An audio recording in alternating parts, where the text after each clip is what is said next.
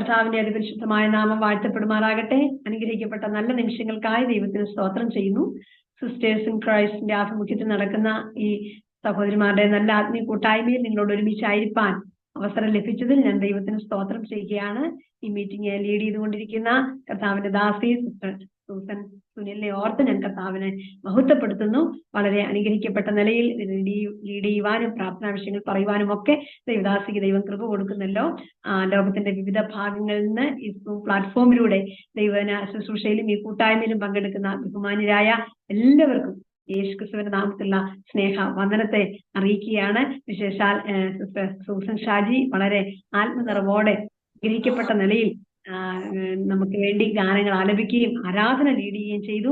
നല്ല ആത്മീയ അന്തരീക്ഷം. നമ്മളൊക്കെ പല സ്ഥലത്താണ് ഇരിക്കുന്നത്, എങ്കിലും ഒരുമിച്ച് ഒരു കൂട്ടായ്മയിൽ ഇരിക്കുന്നത് പോലെയുള്ള ആത്മീയ അന്തരീക്ഷം നമുക്ക് അനുഭവിപ്പാനിടയായി. എല്ലാവരെയും ഓർത്ത് ഞാൻ കർത്താവിന് സ്തോത്രം ചെയ്യുന്നു. വ്യത്യസ്തമായ തിരക്കുകളുടെ ഒക്കെ നടുവിലാണ് നാം എല്ലാവരും, എങ്കിലും അല്പസമയം കർത്താവിന്റെ സന്നിധിയിൽ ഇങ്ങനെ ലഭിക്കുന്നത് ഏറെ അനുഗ്രഹകരമാണ്. ഇതിന്റെ അവസരം എനിക്കും നൽകിയതിൽ ഞാൻ സന്തോഷിക്കുകയും നിങ്ങളോട് നന്ദി പറയുകയും ചെയ്യുന്നു. ഒരുമിച്ച് ദൈവത്തിന്റെ മുമ്പാകെ അല്പസമയം നമുക്കായിരിക്കാം. വിവിധങ്ങളാകുന്ന കർത്താവിന്റെ ദാസി ഇങ്ങനെ പറഞ്ഞു, ഓരോരുത്തർക്കും ഓരോ ഭാരങ്ങളുണ്ടെന്ന്. തീർച്ചയായിട്ടും വളരെ വ്യത്യസ്തങ്ങളാകുന്ന ഭാരങ്ങളും പ്രയാസങ്ങളും ഒക്കെ നമ്മളെല്ലാവരും അനുഭവിക്കുന്നവരാണ്. എന്നാൽ അതിന്റെ മധ്യത്തിൽ നമുക്ക് ആശ്വാസവും സന്തോഷമുള്ള ദൈവത്തിന്റെ സന്നിധിയാണ്. സ്തോത്രം. കർത്താവിന്റെ സന്നിധിയിൽ ഒന്ന് ഇരിക്കുമ്പോഴാണ് നമ്മുടെ ഹൃദയം ഒന്ന് തുറന്ന് നമുക്ക് സന്തോഷിക്കാൻ പറ്റുന്നത്. ദൈവം അതിന് കേൾക്കുമ്പോഴാണ് നമുക്ക് ദൈവത്തിൽ ഒന്ന് ആനന്ദിക്കാൻ പറ്റുന്നത്. അങ്ങനെ ലഭിക്കുന്ന നല്ല അവസരങ്ങൾക്കായി ഞാൻ സ്തോത്രം ചെയ്യുന്നു. സമയം അല്പം പോലും ദീർഘിപ്പിക്കാതെ ദൈവവചന ശുശ്രൂഷയിലേക്ക് പ്രവേശിക്കുവാൻ ഞാൻ താല്പര്യപ്പെടുന്നു. അതോടൊപ്പം തന്നെ എൻ്റെ പ്രാർത്ഥനാ വിഷയം കൂടെ ഓർപ്പിക്കുകയാണ്. കുടുംബമായി ഞങ്ങൾ കർത്താവിന്റെ വേലയുടെ മുഖത്താണ്. ഞങ്ങളുടെ രണ്ടാമത്തെ മകൾ, 3 പെൺമക്കളാണുള്ളത്. രണ്ടാമത്തെ മകൾ നീറ്റിന്റെ എൻട്രൻസ് കോച്ചിങ് പഠിച്ചുകൊണ്ടിരിക്കുകയായിരുന്നു. എന്നാൽ അവളുടെ ക്ലാസ് റൂം AC ആണ്. അപ്പൊ അങ്ങനെ കഴിഞ്ഞ 3 മാസമായി ശാരീരികമായ പ്രയാസം, AC-യുടെ തണുപ്പിൻ്റെതാണെന്നാണ് ഞങ്ങൾ കണക്കാക്കിയത്. ശരീരം മുഴുവൻ നീരും വേദനയൊക്കെ ആയിട്ട് ഇടയ്ക്കിടയ്ക്ക് ഹോസ്പിറ്റലിൽ പോകുന്നുണ്ടായിരുന്നു. എന്നാൽ കഴിഞ്ഞ ഒരാഴ്ചയായി മെഡിക്കൽ കോളേജിൽ അഡ്മിറ്റ് ആയിരുന്നു. മിനിഞ്ഞാന്നാണ് ഞാൻ ഡിസ്ചാർജ് ആയി വീട്ടിൽ വന്നത്. ഇപ്പം ഡോക്ടേഴ്സ് ബ്ലഡൊക്കെ ടെസ്റ്റ് ചെയ്തിരുന്ന് മനസ്സിലായിരിക്കുന്നത് വാദത്തിന്റെ പ്രയാസമാണെന്നുള്ളതാണ്. 18 വയസ്സാണ് അവൾക്കുള്ളത്. പ്രത്യേക ദൈവജനത്തിന്റെ പ്രാർത്ഥന ഞാൻ ചോദിക്കുന്നു. എനിക്കറിയാം പ്രാർത്ഥിക്കുന്ന ഒരു കൂട്ടം ദൈവമക്കളാണ് ഉള്ളതെന്ന് എനിക്ക് നന്നായിട്ട് അറിയാം. അതുകൊണ്ട് മോളുടെ തുടർന്നുള്ള അവള് മാനസികമായി ഒത്തിരി പ്രയാസത്തിലാണ്. കാരണം അമ്മച്ചിമാർക്കൊക്കെ വരുന്ന രോഗമാണ്. എനിക്ക് വന്നതെന്ന ഒരു പ്രയാസം അവളെ അലട്ടുന്നുണ്ട്. ഞങ്ങൾ ഒത്തിരി പിന്തുണയൊക്കെ കൊടുക്കുന്നുണ്ട് മെന്റലി. എങ്കിലും പ്രത്യേകം ഓർത്ത് പ്രാർത്ഥിക്കണം. കർത്താവുകളെ സൗഖ്യമാക്കേണ്ടതിനും അവളുടെ പഠനം തുടർന്ന് മുൻപോട്ട് പോകുവാനും ഇടയാകേണ്ടതിന് പ്രാർത്ഥന ഞാൻ വിശേഷാൽ ചോദിക്കുന്നു. ദൈവവചന ശുശ്രൂഷയ്ക്കായി ഒരു വാക്യം വായിക്കാം. യെശയ്യാ പ്രവചനം 43-ാം അധ്യായം, അതിന്റെ 1-ാമത്തെ വാക്യം. വാക്യം ഞാൻ തന്നെ വായിക്കുന്നു. നമുക്കെല്ലാം സുപരിചിതമായ മനപ്പാഠം അറിയാവുന്ന വാക്യമാണ്. ഇപ്പോഴോ യാക്കോബേ, നിന്നെ സൃഷ്ടിച്ചവനും ഇസ്രായേലെ നിന്നെ നിർമ്മിച്ചവനുമായ യഹോവ ഇപ്രകാരം അരുളി ചെയ്യുന്നു, ഭയപ്പെടേണ്ട, ഞാൻ നിന്നെ വീണ്ടെടുത്തിരിക്കുന്നു, ഞാൻ നിന്നെ പേർ ചൊല്ലി വിളിച്ചിരിക്കുന്നു, നീ എനിക്കുള്ളവൻ തന്നെ. Praise the Lord. മോളുടെ പേര് ഫ്രാഗ്രൻസ് എന്നാണ്. പ്രാർത്ഥനയിൽ ഓർക്കണം, ഫ്രാഗ്രൻസ്. ആമേൻ. വളരെ സുപരിചിതമായ വേദഭാഗമാണ്. ഇതിന്റെ പശ്ചാത്തലം ഒന്നും ഞാൻ പറയുന്നില്ല. ബൈബിളിലെ നമുക്കറിയാം പുസ്തകങ്ങളിൽ വളരെ ഏറ്റവും പ്രധാനപ്പെട്ട ഒരു പ്രവചന പുസ്തകമാണ് യെശയ്യാ പ്രവാചകന്റെ പുസ്തകം. യെശയ്യാ പ്രവാചകൻ വലിയ പ്രവാചകന്മാരിൽ ഒരാളാണ്, നമുക്കറിയാം. 66 അധ്യായങ്ങളാണ് യെശയ്യാ പ്രവചനത്തിലുള്ളത്. ബൈബിളിലെ ബൈബിൾ എന്ന് യെശയ്യാ പ്രവചനത്തെ വിശേഷിപ്പിക്കുന്നുണ്ട്. കാരണം 66 പുസ്തകങ്ങൾ ബൈബിളിലുള്ളത് പോലെ തന്നെ 66 അധ്യായങ്ങൾ യെശയ്യാ പ്രവചനത്തിലുമുണ്ട്. മാത്രമല്ല യേശുക്രിസ്തുവിനെ കുറിച്ചുള്ള നിരവധി പ്രവചനങ്ങളൊക്കെ അടങ്ങിയിരിക്കുന്ന വളരെ ശ്രേഷ്ഠകരമായ ഒരു പ്രവചന ഗ്രന്ഥമാണ് യെശയ്യാ പ്രവാചകന്റെ പുസ്തകം. ഇവിടെ വായിച്ചു കേട്ട വാക്യത്തിൽ ഒരു പദം മാത്രമേ പറയുന്നുള്ളൂ, ഭയപ്പെടേണ്ട. സ്തോത്രം. ആമേൻ.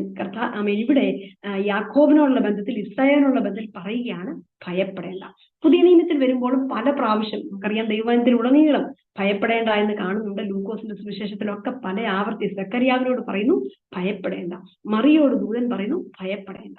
വാസ്തവത്തിൽ ഭയപ്പെടേണ്ട ഭയപ്പെടേണ്ട എന്ന് ഏറ്റവും കൂടുതൽ പ്രാവശ്യം ബൈബിളിൽ കാണുമ്പോൾ തന്നെ നാം എല്ലാം ഏറ്റവും കൂടുതൽ അനുഭവിക്കുന്ന ഒരു വികാരമാണ് ഭയമെന്നുള്ളത്. ഭയപ്പെടേണ്ട എന്നുള്ളത് എപ്പോഴും കേട്ടാലും ഒരു വിഷയം വരുമ്പോൾ നമ്മളെല്ലാം ഭയപ്പെടുന്നവരാണ്. ആ വചനത്തിൽ നിന്ന് ദൈവം എന്റെ ഹൃദയത്തിൽ തന്ന ചില ചിന്തകൾ പറയാൻ ആഗ്രഹിക്കുന്നു. 3 കാര്യങ്ങളാണ് പറയാൻ താല്പര്യപ്പെടുന്നത്. 1, വാക്ക് കേട്ട് ഭയപ്പെട്ടു. 2, കണ്ട് ഭയപ്പെട്ടു. 3, അനുഭവിച്ച് ഭയപ്പെട്ടു. പക്ഷെ ഈ 3 പ്രതിസന്ധികളിലും ദൈവം വിടുവിക്കുവാനിടയായിത്തീർന്നു. ഹല്ലേലൂയ. നമ്മുടെ എല്ലാ ജീവിതത്തിൽ ദിനംതോറും നമ്മൾ പോകുന്ന ചില സാഹചര്യങ്ങളാണ് ഇതൊക്കെ. ആമേൻ. കേട്ട് ഭയപ്പെടുക, വാക്ക് കേട്ട് ഭയപ്പെടുക. ദൈവവചനത്തിൽ അതിന്റെ ഉദാഹരണമായിട്ട് ഞാൻ പറയാൻ ആഗ്രഹിക്കുന്നത് ഏലിയാവ് എന്ന പ്രവാചകനെ, നിരവധി ആളുകൾ ഉണ്ടെങ്കിലും ഏലിയാവ് എന്ന പ്രവാചകനെ കുറിച്ച് ഞാൻ പറയാൻ ആഗ്രഹിക്കുന്നു. അവിടെ കാണുന്നു, അധികാരിയുടെ വാക്ക് കേട്ട് ഭയപ്പെട്ട ഏലിയാവ്. ഹല്ലേലൂയ. ആമേൻ. നമുക്കറിയാം, രാജാക്കന്മാരുടെ പുസ്തകം 17-ാം അധ്യായത്തിൽ തിശ്ബിയിൽ നിന്നുള്ള തിശ്ബിന ഏലിയാവ് എന്ന് പറഞ്ഞുകൊണ്ട് ഏലിയാവ് രംഗപ്രവേശനം ചെയ്യുകയാണ്. മറ്റ് പ്രവാചകന്മാരിൽ നിന്ന് വ്യത്യസ്തനായിരുന്നു ഏലിയാ പ്രവാചകൻ നമുക്ക് കാണാനായിട്ട് സാധിക്കുന്നുണ്ട്. ആമേൻ. ആ ഏലിയാ പ്രവാചകന്റെ ജീവിതവും അദ്ദേഹത്തിന്റെ പ്രവർത്തനവും എല്ലാം സാധാരണ പ്രവാചകന്മാരും തികച്ചും വ്യത്യസ്തമായിരുന്നു. അനേക അത്ഭുതങ്ങൾ ദൈവത്തിൽ നിന്ന് കണ്ടു. മറ്റുള്ളവരിൽ നിന്ന് വ്യത്യസ്തമായുള്ള ധാരാളം കാര്യങ്ങൾ ഏലിയാ പ്രവാചകൻ കണ്ടു. രംഗപ്രവേശനം എല്ലാം നമുക്കറിയാം.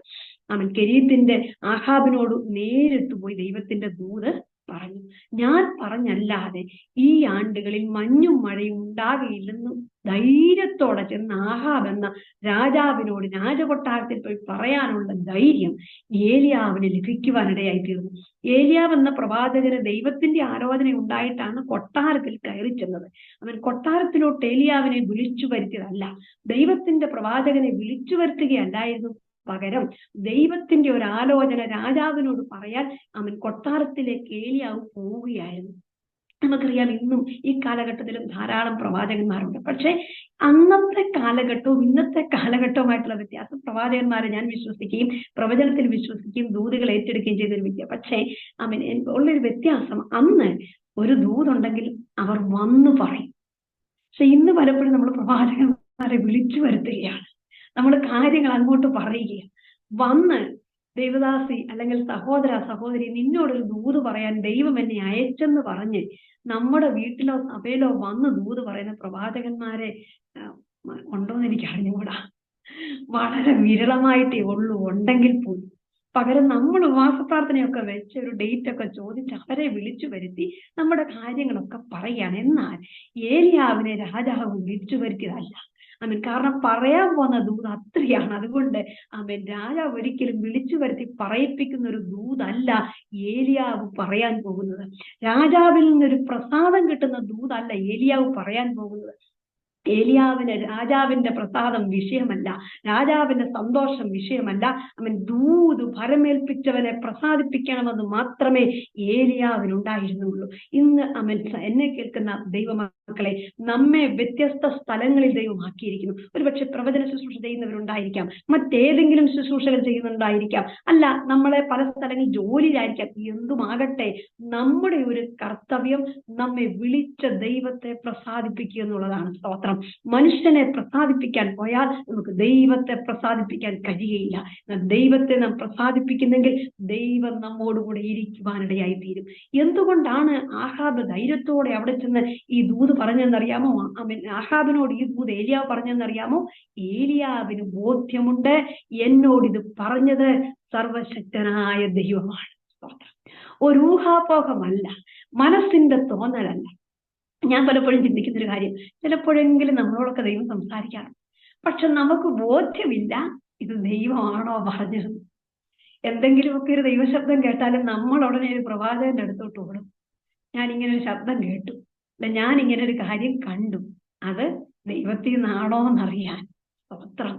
പക്ഷെ പലപ്പോഴും ദൈവമായിരിക്കും നമ്മോട് സംസാരിക്കുന്നത്, പക്ഷെ നമുക്ക് ഉറപ്പില്ല, നമുക്ക് ബോധ്യമില്ല. എന്നാൽ ഏലിയാവിന് രാജാവിന് പറയാനുള്ള ധൈര്യം എങ്ങനെ കിട്ടിയെന്ന് ചോദിച്ചാൽ, ഇതെന്നോട് പറഞ്ഞത് രാജാവാണെന്നുള്ള ബോധ്യം ഏലിയാവിനുണ്ടായിരുന്നു. സ്തോത്രം.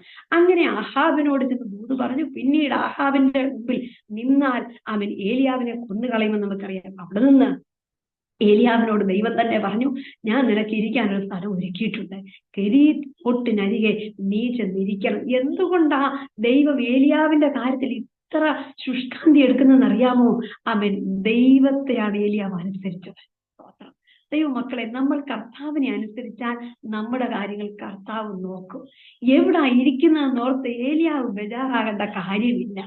ആഹാബ് കാണാതെ ഞാൻ എവിടെ ഒളിച്ചിരിക്കുമെന്നുള്ള സ്ഥലം ഏലിയാവ് കണ്ടുപിടിക്കേണ്ട കാര്യമില്ല. കാരണം ദൈവമാണോ ഏലിയാവിനെ അയച്ചത്? ദൈവം പറഞ്ഞ ദൂതാണോ ഏലിയാവ് പറഞ്ഞത്? അങ്ങനെയെങ്കിൽ ആഹാബിന്റെ കണ്ണിന്റെ മുമ്പിൽ പെടാതെ ഒരു രഹസ്യ സങ്കേതം ഏലിയാവിന് വേണ്ടി ഒരുക്കാൻ ദൈവം വിശ്വസ്തനാണ്. ഇന്ന് ദൂത് കേൾക്കുന്ന ദൈവമക്കളോട് ഈ വചനത്തിന്റെ വെളിച്ചത്തിൽ ഞാൻ കാര്യം പറയാം. ദൈവത്തിന് വേണ്ടി നാം നിന്നിട്ടുണ്ടെങ്കിൽ, ദൈവത്തിന് വേണ്ടി ഒരു ദൂത് പറഞ്ഞെങ്കിൽ, നാം പ്രാർത്ഥിച്ചിട്ടുണ്ടെങ്കിൽ, നമ്മുടെ ഉത്തരവാദിത്വം ദൈവം ഏറ്റെടുക്കുവാനിടയായി തീരും. അതിന്റെ പിന്നിൽ നമ്മൾ ആശങ്കപ്പെടേണ്ട കാര്യമില്ല. കരുതുവാൻ ദൈവം വിശ്വസ്തനാണ്. ഏലിയാവ് കെരീത്ത് തോട്ടിൽ പോയിരുന്നു. എനിക്ക് ഒത്തിരി അത്ഭുതം തോന്നിയ ഒരു ജീവിതമാണ് ഏലിയാവിൻ്റെത്. കെരീത്ത് തോട്ടിൽ പോയി ഇരിക്കുക മാത്രമല്ല, ഭക്ഷണത്തിനുള്ള വഴിയും വെള്ളത്തിനുള്ള വഴിയും എല്ലാം ദൈവം തന്നെ അവൻ ഒരുക്കുകയാ. സ്തോത്രം, ഹല്ലേലൂയ. നോക്കണേ, കാക്കയെ ഒരുക്കുന്നു ഭക്ഷണത്തിന് വേണ്ടി, അപ്പവും ഇറച്ചിയും കൊണ്ടുതരാൻ. തോട്ടിൽ നിന്ന് വെള്ളം കുടിക്കണം എന്ന് പറയുന്നത് ദൈവത്തിന്റെ കരുതൽ എത്ര ശ്രേഷ്ഠമാണ് ദൈവമക്കളെ. ഹല്ലേലൂയ. ആരും കാണാതെ ഒളിക്കപ്പെട്ട സ്ഥലത്ത് ഏലിയാവ് ഒളിച്ചിരിക്കുക മാത്രമല്ല, ഏലിയാവിനെ ഒളിപ്പിക്കുക മാത്രമല്ല, ഏലിയാവിന് വേണ്ടതും ദൈവം അവിടെ കരുതുവാനിടയായി തീർന്നു. എന്നെ കേൾക്കുന്ന ദൈവമക്കളോട് ഞാൻ ഒരു കാര്യം പറയട്ടെ. ദൈവം നമ്മോട് ചില കാര്യങ്ങൾ പറഞ്ഞിട്ടുണ്ടെങ്കിൽ നമ്മുടെ കാര്യങ്ങൾക്ക് വേണ്ടി കരുതാൻ ദൈവം വിശ്വസ്തനാണ്. നാം ഭാരപ്പെടേണ്ട. എന്ത് കഴിക്കുമെന്നോർത്തോ, എന്ത് കുടിക്കുമെന്നോർത്തോ, എങ്ങനെ മുന്നോട്ട് പോകുമെന്നോർത്തോ ഭാരപ്പെടേണ്ട. നമുക്ക് വേണ്ടി ഒരു സ്ഥലം ദൈവം ഒരുക്കിയെങ്കിൽ അതിന്റെ പിൻപിൽ വേണ്ട സകല കരുതലുകളും നടത്താൻ ദൈവം വിശ്വസ്തനാണ്. സ്തോത്രം. അന്ന് വരെ ഇങ്ങനൊരു കരുതൽ കണ്ടിട്ടില്ല. ഈ ഭാഗമൊക്കെ പറഞ്ഞാൽ എനിക്ക് തോന്നുന്നു ഈ ഒരു ഒറ്റ പോയിന്റ് എനിക്ക് പറയാൻ സമയം കിട്ടത്തമായിരിക്കും ഒരു പക്ഷേ. താരമിന്റെ ഹൃദയത്തിൽ വരുന്ന ചിന്തകൾ ഞാൻ വേഗത്തിൽ അങ്ങ് പറഞ്ഞു പോകാം. ഇന്ന് വരെ ആ കാക്കയെ കുറിച്ച്, കാക്കയോട് ദൈവം പറഞ്ഞു അപ്പവും ഇറച്ചിയും കൊണ്ട് കൊടുക്കാൻ. കാക്കയെ കുറിച്ച് വേദപണ്ഡിതന്മാരുടെ അഭിപ്രായത്തിൽ ധാരാളം അഭിപ്രായങ്ങളുണ്ട്. ഇന്ന് നാട്ടിൽ കാണുന്ന കാക്കയല്ലെന്നൊക്കെ വേദപണ്ഡിതന്മാർ പറയുന്നുണ്ട്, സത്യമാണ്. എങ്കിലും നമുക്കൊന്ന് ചിന്തിച്ചു നോക്കാം. ആരുടെയെങ്കിലും കയ്യിലിരിക്കുന്നത് തട്ടിയെടുത്തോണ്ട് പോകുന്നൊരു പക്ഷിയാ കാക്ക. പക്ഷെ ആ കാക്കയോട് ദൈവം പറഞ്ഞു, നിന്റെ സ്വഭാവം ഏലിയാവിന്റെ അടുത്ത് എടുത്തേക്കരുത്. നിന്റെ യഥാർത്ഥ സ്വഭാവം മറ്റുള്ളവരുടെ തട്ടിയെടുക്കുന്ന. പക്ഷെ എന്റെ ദാസൻ ഏലിയാവിന്റെ അടുത്ത് നിന്റെ സ്വഭാവം നീ മാറ്റിവെച്ച് ഞാൻ പറയുന്ന പോലെ നീ കൊണ്ടു കൊടുത്തോളൂ. ഇത് പറഞ്ഞപ്പം എന്റെ ഹൃദയത്തിൽ പെട്ടെന്ന് വന്നൊരു ചിന്ത ഞാൻ പറയാം. എന്നെ കേൾക്കുന്ന ദൈവമക്കളെ, നമുക്ക് വേണ്ടി ദൈവം ഒരുക്കുന്നത് വ്യത്യസ്ത നിലയിലായിരിക്കും. ഒരു പക്ഷെ മറ്റുള്ളവരുടെ പലതും തട്ടിയെടുത്തിട്ടുള്ള ജീവിതങ്ങളെ കൊണ്ട് പോലും നിനക്ക് വേണ്ടി ചിലത് ധരിപ്പിക്കാൻ ദൈവം വിശ്വസ്തനാണ്. കാക്കയുടെ സ്വഭാവം മറ്റുള്ളവരുടെ കയ്യിലിരിക്കുന്നത് തൻ്റെതാക്കി മാറ്റുന്നതാണ്. മറ്റുള്ളവരുടെ നന്മകൾ അപഹരിക്കുന്നതാണ്. സ്വാർത്ഥ ചിന്താഗതിയുള്ള പക്ഷിയാണ്. പക്ഷേ ദൈവം പറഞ്ഞു, എന്റെ ദാസന് നീ തന്നെ കൊണ്ടു കൊടുക്കണം. എന്നെ കേൾക്കുന്ന ദൈവമക്കളെ, മറ്റുള്ളവരിൽ നിന്നുള്ളതൊക്കെ ആഗ്രഹിക്കുന്ന ചിലരെ കൊണ്ട്, ആർക്കും ഒന്നും കൊടുക്കാത്ത ചിലരെ കൊണ്ട് ഇന്ന് പകൽ ദൈവാത്മാവ് ഞാൻ വിളിച്ചു പറയുന്നു, ഈ സൂം പ്ലാറ്റ്ഫോമിലൂടെ കേൾക്കുന്ന ചിലർക്ക് വേണ്ടിയുള്ള നന്മകൾ ഒരുക്കാൻ ദൈവം വിശ്വസ്തനാണ്. കേൾക്കുന്നവർക്ക് പോലും അത്ഭുതം തോന്നിയെന്നിരിക്കും. ആ വ്യക്തി ആർക്കും ഒന്നും കൊടുത്തിട്ടില്ലല്ലോ, ആ വ്യക്തി ആർക്കും ഒന്നും ചെയ്യുന്ന വ്യക്തിയല്ലല്ലോ. എന്നാൽ ദൈവ പൈതലെ, നിനക്ക് വേണ്ടി അങ്ങനെയുള്ള ചില കരങ്ങളെ ഒരുക്കാൻ ഈ ദൈവം വിശ്വസ്തനാണ്. സ്തോത്രം, ഹല്ലേലൂയ. എന്ന ഭാഗത്ത് നിൽക്കുന്നില്ല, വേഗത്തിൽ ഞാനങ്ങ് പോവുകയാണ്. കാക്കയോട് ദൈവം കൽപ്പിക്കുവാനിടയായിത്തീർന്നു. ധാരാളം മറ്റു പക്ഷികളുണ്ട്, പക്ഷെ ദൈവം തിരഞ്ഞെടുത്തത് ഈ കാക്കയാണ്. ഹല്ലേലൂയ. ദൈവത്തിന്റെ വാക്കനുസരിക്കുന്ന കാക്ക. Praise the Lord. അപ്പവും ഇറച്ചിയും ഒക്കെ കണ്ടപ്പം കാക്കയ്ക്ക് തോന്നിയിട്ടുണ്ട് കഴിക്കണമെന്ന്. പക്ഷേ ദൈവം പറഞ്ഞു, എന്റെ ദാസന് കൊടുക്കുന്നത് വരെ നിന്റെ വാ നീ തുറക്കരുത്. ഇത് നിനക്കുള്ളതല്ല, എന്റെ ദാസനുള്ളതാണ്. സ്തോത്രം. കെരീത്ത് തോട്ടിൽ ദൈവം ഏലിയാവിനെ സുരക്ഷിതമായിട്ട് പാർപ്പിക്കുവാനിടയായി തീർന്നു. തോട്ടിൽ നിന്ന് നീ വെള്ളം കുടിച്ചോണമെന്ന് പറഞ്ഞു. അവിടെ നിന്ന് വീണ്ടും ദൈവം വഴിയൊരുക്കുകയാണ്. തോട്ടിലെ വെള്ളമൊക്കെ കുടിച്ച് അവിടെ ഇരിക്കുമ്പോൾ മറ്റൊരു വഴി ദൈവം ഒരുക്കി. അതെവിടെയെന്നറിയാമോ? സാരെഫാത്തിലെ വിധവയുടെ അടുക്കലേക്ക് ഹല്ലേലൂയ. നാം വായിക്കുന്നുണ്ട് പുതിയ നിയമത്തിൽ സാരാഫാത്തിൽ വിധവമാർ തന്നെ ധാരാളമുണ്ട്, കഴിവുള്ളവരുണ്ട്. പക്ഷെ അവരുടെ അടുക്കലല്ല ദൈവം അയച്ചത്. ദൈവം കണ്ട പ്രത്യേക ആ കുടുംബത്തിലേക്ക് ഏലിയാവിനെ ദൈവം അയക്കുവാനിടയായി. എന്റെ ചിന്ത ഇങ്ങനെയാണ്. ഏലിയാവ് തലേ ദിവസം കിടന്നുറങ്ങുമ്പോൾ ഒരു ദർശനം കണ്ടു. ഒരു മധ്യവയസ്കയായ സ്ത്രീ തന്റെ കൂടെ ഒരു കൊച്ചു മകനെയും കണ്ടു. എന്താണെന്നൊന്നും മനസ്സിലാകുന്നില്ല. പിറ്റേ ദിവസം രാവിലെ ദൈവം പറഞ്ഞു, നീ സാരെഫാത്തിലേക്ക് പോകണമെന്ന് ദൈവം പറയുവാനിടയായി. ഏലിയാവിന് അറിയില്ല എങ്ങോട്ടാ പോകണ്ടേ, ആരുടെ വീട്ടിലേക്കാ പോകണ്ടേ. ദൈവം പറഞ്ഞു, നീ നടന്നു, ഞാൻ വഴി നിനക്ക് കാണിച്ചു തരാം. അങ്ങനെ ഏറെ ദൂരം നടന്നങ്ങോട്ട് ചെല്ലുമ്പോൾ ഒരു സഹോദരിയെ കണ്ടു. ഒരു മകനുമുണ്ട്, വെറുക്കിക്കൊണ്ടിരിക്കുകയാണ്. ഏലിയാവ് നോക്കി, എവിടെയോ കണ്ടൊരു പരിചയം. ഇവിടുന്ന് ഞാൻ ഇതിനു മുമ്പ് വന്നിട്ടില്ലല്ലോ, ഈ സാരെഫാത്തിൽ എനിക്ക് പരിചയമുള്ള ആരുമില്ലല്ലോ. പക്ഷെ ഈ സ്ത്രീയുടെ മുഖം എവിടോ കണ്ടു പരിചയമുണ്ട്. ആ സ്ത്രീയോടാണ് ഏലിയാവ് പറയുന്നത്, എനിക്ക് കുടിക്കാൻ വെള്ളം തരണം, അപ്പവും കൊണ്ടു തരണമെന്ന് പറയുകയാണ്. ഏലിയാവിന് മനസ്സിലായി എവിടെ കണ്ട പരിചയമാണെന്ന് അറിയാമോ? തലേ രാത്രിയിൽ ഞാൻ ദർശനത്തിൽ കണ്ടതാണ്. സ്തോത്രം. ആള് മാറി പോയില്ല. ദൈവം എവിടെ ഉദ്ദേശിച്ചോ അവിടെ തന്നെ ഏലിയാവിനെ ദൈവം എത്തിക്കുവാനിടയായി. ആ ഭാഗം ഒന്നും ഞാൻ വിശദീകരിക്കുന്നില്ല. ആ സ്ത്രീയും അമ്മയും മകനുമായി അപ്പം ഉണ്ടാക്കി കഴിച്ച് മരിക്കാനിരിക്കുകയായിരുന്നു. പക്ഷെ അവിടേക്കാണ് ദൈവം അയച്ചത്. ഇതിൽ നിന്ന് ഒരു ചിന്ത മാത്രം ഞാൻ പറയട്ടെ.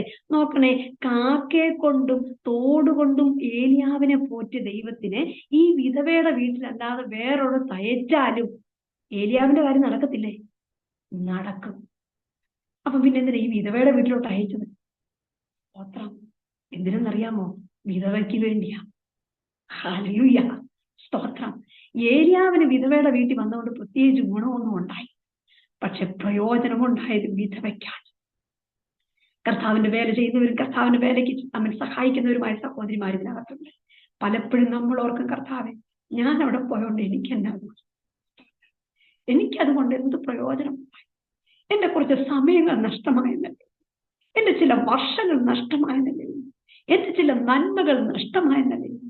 എന്നാൽ ഇന്ന് ഈ വചനത്തിൽ നിന്നൊരു ദൂത് ഞാൻ പറയാം. നിനക്കൊരു പ്രയോജനം ഉണ്ടായില്ലെങ്കിൽ മരണത്തിലേക്ക് പോകുന്ന ചിലരെ വിടുവിക്കാൻ ദൈവം നിന്നെ അവിടെ അയച്ചതാണ്. തകരുന്ന ചിലരെ വിടുവിക്കാൻ ദൈവം നിന്നെ അയച്ചതാണ്. സ്തോത്രം. നിനക്കൊരു പ്രയോജനം ഉണ്ടായി കാണത്തില്ല. അനേക ദൈവദാസന്മാരുടെ അനുഭവങ്ങൾ എനിക്കറിയാം. ഞങ്ങൾ കർത്താവിന്റെ പേര് ചെയ്യുന്ന ശുശ്രൂഷക്കാരാണ്. പലപ്പോഴും ഓർക്കാറുണ്ട്, കർത്താവ്, ഇതുകൊണ്ടൊക്കെ പ്രയോജനം. സ്തോത്രം. പല സന്ദർഭങ്ങളും ചിന്തിക്കാറുണ്ട്. പക്ഷെ എന്നെ ബലപ്പെടുത്തുന്ന ഒരു വചനമാണ്, ഒരു പ്രയോജനം ഉണ്ടായില്ലെങ്കിലും ഒരു കുടുംബം മരണത്തിന് രക്ഷപ്പെടുവാനിടയായിട്ട് മാത്രമല്ല, ക്ഷാമകാലം മുഴുവൻ ക്ഷേമമായി അവർ നടത്തപ്പെടുവാനിടയായിട്ട്. കലത്തിലെ മാവ് കുറഞ്ഞില്ല, ഭരണിയിലെ എണ്ണ കുറഞ്ഞു പോയില്ല. അതിനു വേണ്ടിയാണ് ദൈവം ഏലിയാവിനെ അവിടെ അയച്ചത്. ഈ പ്ലാറ്റ്ഫോമിലൂടെ കർത്താവിന്റെ പേര് ചെയ്യുന്ന, വേലയ്ക്ക് സഹായിക്കുന്ന, നന്മകൾ ദൈവനാമത്തിന് വേണ്ടി നൽകുന്ന ദൈവമക്കളോട് ഞാനൊരു കാര്യം പറയട്ടെ. എന്തിനെന്നെ അയച്ചു ദൈവം? എനിക്കൊരു പ്രയോജനമില്ലെന്നോർത്ത് ഭാരപ്പെടണ്ട. നിനക്കൊരു പ്രയോജനം വന്നില്ലെങ്കിലും നീ നിമിത്തം ചിലർ വിടുവിക്കപ്പെടാനുണ്ട്. നീ നിമിത്തം ചിലർ മരണത്തിൽ നിന്ന് വിടുവിക്കപ്പെടാനുണ്ട്. നീ നിമിത്തം ചില ജീവിതങ്ങൾ സുഭിക്ഷമായി കഴിയാൻ. സ്തോത്രം. നിനക്കിതല്ലെങ്കിൽ മറ്റൊരു വഴി ഒരുക്കപ്പെടുമായിരുന്നു. പക്ഷേ ദൈവം ആഗ്രഹിക്കുന്നത് മറ്റുള്ളവരുടെ നന്മയാണ്. അതിനുവേണ്ടി നിന്നെ ഒരു മുഖാന്തരമാക്കി ദൈവം മാറ്റുകയാണ്. സ്തോത്രം. അങ്ങനെ ഏലിയാവിന്റെ ചരിത്രം നമുക്കറിയാം. തുടർന്ന് ഏറ്റവും പ്രധാനപ്പെട്ട ഒരു സംഭവമാണ്, കർമ്മേലിന്റെ മലമുകളിലേക്ക് ഏലിയാവ് വരികയാണ്. ജീവനുള്ള ദൈവം ആരാണ്? ആഹാബിന്റെ ദൈവമാണോ? ബാലിന്റെ ദൈവമാണോ? ആരാണ്? ഏലിയാവിന്റെ ദൈവമാണോ? ആരാണ് ജീവനുള്ള ദൈവം? ഏലിയാവ് പറഞ്ഞു, ഞാൻ ഒറ്റയ്ക്കേ ഉള്ളൂ, പക്ഷെ ഒരു കാര്യം എനിക്കറിയാം, എന്റെ ദൈവം ജീവനുള്ള ദൈവമാണ്, തീയിറക്കുന്ന ദൈവമാണ് എന്റെ ദൈവം. കർമ്മേലിന്റെ മലമുകളിൽ ആഹാബിനോടും ബാലിന്റെ പ്രവാചകന്മാരോടും ഒക്കെ ഒറ്റയ്ക്ക് നിന്ന് പൊരുതി ഏലിയാവിന്റെ ദൈവം ജീവനുള്ള ദൈവമെന്ന്. ഹല്ലേലൂയ. ബാലിന്റെയും അശേരയുടെയും ഒക്കെ 400, 450, 850 പ്രവാചകന്മാരെ കൊന്നൊടുക്കി വിജയശ്രീ ലാളിതനായി ഏലിയാവ് കർമ്മേലിന്റെ മലമുകളിൽ നിറങ്ങി വരും. ഇസബേൽ ആളയച്ചു പ്രേപ്പിച്ചു, പോകാൻ വരട്ടെ, നീ സന്തോഷിക്കണ്ട, അവിടുന്ന് നിൽക്ക്. ഒരു സന്ദേശം ഇസബേൽ പറഞ്ഞത് ഈ ഭൃത്യൻ ഏലിയാവിനോട് കൈമാറിയ സന്ദേശം വാക്കിതാണ്, എന്റെ 850 പ്രവാചകന്മാരെ നീ കൊന്നൊടുക്കി. നാളെ ഈ നേരത്തെ അവരിൽ ഒരുത്തനെ പോലെ നിന്നെ ആക്കുന്നില്ലെങ്കിൽ നീ നോക്കിക്കോളാം. ധൈര്യമായി കർമ്മേലിന്റെ മലമുകളിൽ ഒറ്റയ്ക്ക് നിന്ന് ജീവനുള്ള ദൈവമാരെന്ന് വെളിപ്പെടുത്തിയ ഏലിയ ഇസബേലിന്റെ വാക്ക് കേട്ട് ഭയപ്പെട്ടു. നമ്മൾ ചിന്തിക്കുന്ന ദൈവത്തിന്റെ വചനം നിങ്ങൾ മറന്നു പോകരുത്. അധികാരിയുടെ വാക്ക് കേട്ട് ഭയപ്പെട്ടു. ഭയം എന്നുള്ള വിഷയമാണ് നമ്മൾ ചിന്തിച്ചുകൊണ്ടിരിക്കുന്നത്. ഭയപ്പെടേണ്ട ദൈവം പറഞ്ഞു. പക്ഷേ ഏലിയാവ് അധികാരിയുടെ വാക്ക് കേട്ട് ഭയപ്പെട്ടു. അതുവരെ ഉണ്ടായിരുന്ന സർവശക്തിയും ഏലിയാവിന് ചോർന്നുപോയി. നിൽക്കുന്ന സ്ഥലം ഇടിഞ്ഞ് താഴുന്നത് പോലെ തോന്നി, തല കറങ്ങുന്നത് പോലെ തോന്നി. എന്ന് പറഞ്ഞാൽ 24 മണിക്കൂറിനകം കൊല്ലുമെന്നുള്ള ഭീഷണിയാണ് ഇസബേൽ മുടക്കിയിരിക്കുന്നത്. ഇസബേൽ ആരാണ്? ആഹാബ് എന്ന രാജാവിന്റെ ഭാര്യയാണ്, രാജ്ഞിയാണ്. അവൾക്ക് സൈന്യമുണ്ട്, അവൾക്ക് ബലമുണ്ട്, അവൾക്ക് ശക്തിയുണ്ട്. അവൾ എന്ത് പറഞ്ഞാലും അത് അതുപോലെ ചെയ്യാൻ അവളുടെ പിന്നിൽ ആളുകളുണ്ട്. ഏലിയാവിന് എന്ത് ചെയ്യണമെന്നാണ് ഏലിയാവിന് മനസ്സിലായി. ഞാനിവിടെ നിന്നിട്ട് കാര്യമില്ല. ഏലിയാവ് ഒരൊറ്റ ഓട്ടം ഓടിപ്പോയി ബേർശേബ മരുഭൂമിയിൽ ചൂരച്ചെടിയുടെ ചുവട്ടിൽ പോയി. ആ ഭാഗത്തിന്റെ ചരിത്ര ഭാഗങ്ങളൊന്നും ഞാൻ വിശദീകരിക്കുന്നില്ല. പ്രസക്തമായ ആത്മീയ ദൂത് മാത്രമേ ഞാൻ പറയൂ. കാരണം ഇതിനുശേഷം 7 മണിക്ക് ഞങ്ങളുടെ വീട്ടിലൊരു പ്രയറുണ്ട്. വേഗത്തിൽ പറയാനായിട്ട് ഞാൻ ആഗ്രഹിക്കുകയാണ്. ബേർശേബ മരുഭൂമിയിൽ ചൂരച്ചെടിയുടെ ചുവട്ടിൽ പോയി ഏലിയാവ് ഒരു പ്രാർത്ഥന പ്രാർത്ഥിച്ചു. നമുക്കറിയാം, ദൈവമേ മതി, എന്റെ പ്രാണനെ എടുത്തോളാം. ഞാൻ എന്റെ പിതാക്കന്മാരെക്കാൾ നല്ലവനല്ല. എന്താ ഏലിയാവ് ഇങ്ങനെ പ്രാർത്ഥിക്കുന്നത്? ചില മണിക്കൂറുകൾക്ക് മുമ്പ് കർമ്മേലിൽ ഒറ്റയ്ക്ക് നിന്ന ആളല്ലേ? അത് ശരിയാ. പക്ഷേ ഇസബേലിന്റെ വാക്കെന്നെ ഭയപ്പെടുത്തി. ഇസബേലിന്റെ വാക്കെന്റെ ധൈര്യം ചോർത്തിക്കളഞ്ഞു. ഇസബേലിന്റെ വാക്കെന്നെ നിരാശനാക്കി. ഇസബേലിന്റെ കയ്യാൽ എനിക്ക് മരിക്കാൻ ഇഷ്ടമില്ല. ഞാൻ ഇനിയും ജീവനോടിരുന്നാൽ ഇസബേൽ എന്നെ കൊല്ലും. അതുകൊണ്ടാണ് ഞാൻ പ്രാർത്ഥിച്ചത്, ദൈവമേ, ഇസബേലിന്റെ കയ്യാൽ മരിക്കുന്നതിനേക്കാൾ നല്ലത് നീ എന്റെ പ്രാണനെ എടുത്തുകൊള്ളണം. സഹോദരിമാരാണല്ലോ നമ്മൾ ഈ ഗ്രൂപ്പിലുള്ളവരെല്ലാവരും. ഞാനൊരു കാര്യം ചോദിക്കട്ടെ.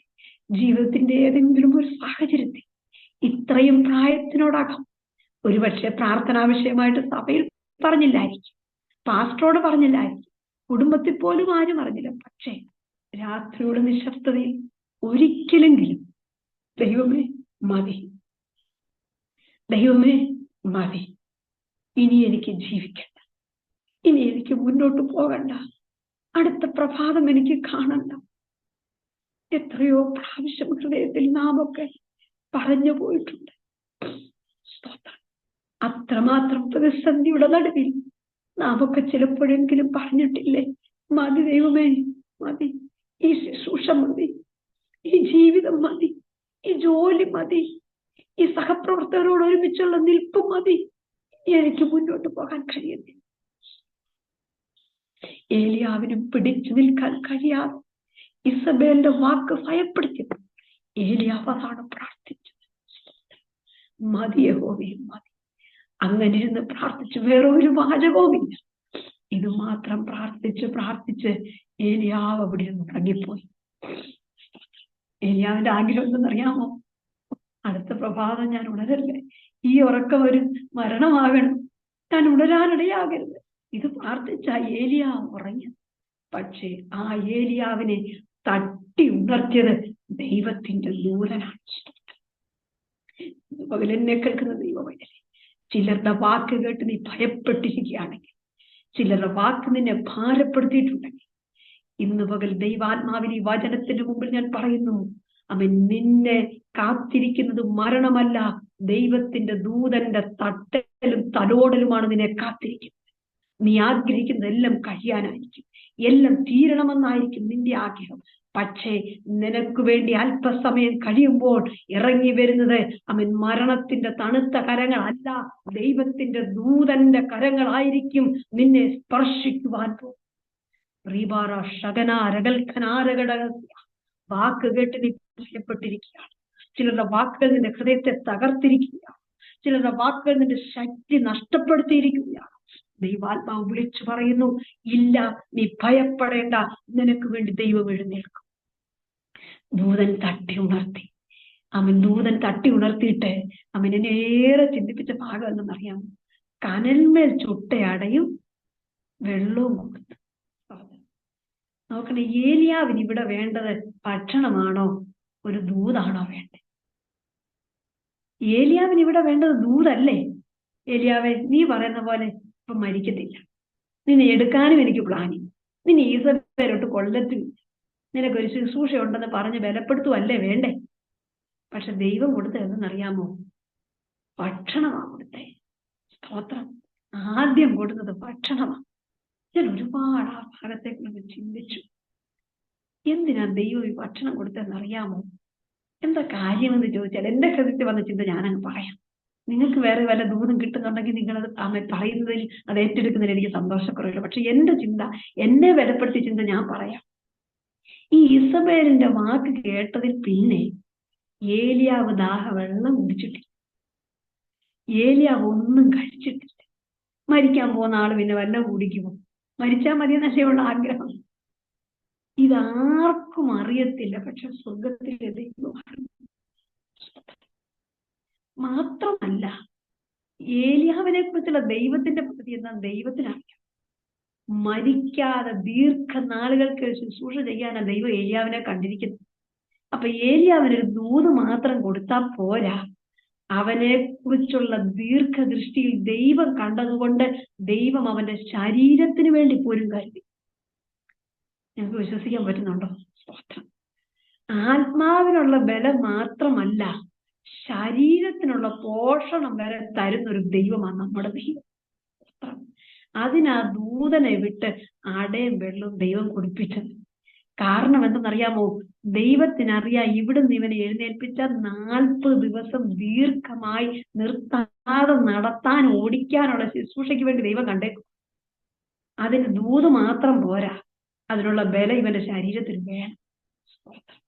എന്റെ ദൈവമക്കളെ, നമ്മുടെ അപ്പനേക്കാൾ ഉപരി, നമ്മുടെ അമ്മയെക്കാൾ ഉപരി, നമ്മുടെ ഭർത്താവിനേക്കാൾ ഉപരി, നമ്മുടെ മക്കളെക്കാൾ ഉപരി ഇത്ര നമ്മെ കരുതുന്നു ദൈവം.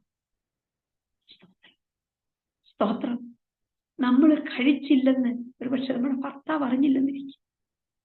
നമുക്ക് പലപ്പോഴും സഹോദരിമാരല്ലേ, നമുക്ക് വീട്ടിൽ എന്തെങ്കിലും വിഷമമൊക്കെ മനസ്സിന് വന്നാൽ നമ്മൾ കഴിക്കാതിരിക്കും അല്ലേ? നമ്മൾ ചെയ്യുന്നൊരു എന്താ പറയുന്നേ, ഒരു പ്രതികാരമാണ് ഭക്ഷണം കഴിക്കാതിരിക്കും. പിള്ളേർ കഴിക്കും, മമ്മി കഴിക്കുന്നില്ല. എനിക്ക് വിശപ്പില്ല മക്കളെ. വിശപ്പില്ല എന്നിട്ടല്ല, അച്ഛൻ എന്തോ പറഞ്ഞതിന്റെ വിഷമമാണ്.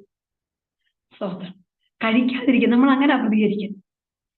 അതാരും അറിയുന്നില്ല, പക്ഷേ അതുപോലും അറിയുന്നൊരു ദൈവമുണ്ട്. നമ്മുടെ ഹൃദയത്തിന്റെ ചിന്തകൾ പോലും അറിയുന്നൊരു ദൈവമുണ്ട്. എന്റെ ജീവിതത്തിന്റെ ഒരു അനുഭവം കൂടെ ഞാൻ പറയാം. ഇതുമായിട്ട് ബന്ധപ്പെട്ട പ്രസംഗം പൂർത്തീകരിക്കാൻ കഴിഞ്ഞില്ലേലും എനിക്ക് സങ്കടമില്ല. ഈ ഭാഗത്ത് നിന്ന് സംസാരിക്കാൻ ദൈവാത്മാവിന്റെ നിയോഗം എനിക്കുള്ളത് കൊണ്ട് ഞാൻ പറയാം. ഞങ്ങൾ ഇവിടെ കോട്ടയം അതിരമ്പുഴ എന്ന സ്ഥലത്താണ് പ്രവർത്തനത്തിന് വേണ്ടി ആദ്യം വരുന്നത്.